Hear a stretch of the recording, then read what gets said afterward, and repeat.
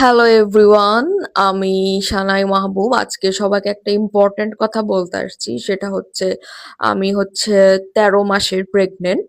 কি কি কি কি আবার কোন কহিল কি এইটাও কি সম্ভব?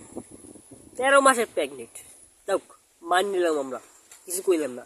দেখা যাইতেছে 13 মাসের প্রেগনেন্ট না 15 মাসের প্রেগনেন্ট, তা আমরা কি শুনি? অ্যান্ড আমি হচ্ছে টুইন্স সহ প্রেগনেন্ট, ট্রিপলেটসও হতে পারে ডক্টর বলছে। সো এই নিয়ে হচ্ছে আমার মানে বনিবনা হচ্ছে না বা ডুপ্লেক্স বা টুইন্স এইটা কি? এটা তো আমি বুঝতেছি না। দুইটা বাচ্চা নাকি দুইটা বেবি হইতে পারে, তা আমরা কি শুনি?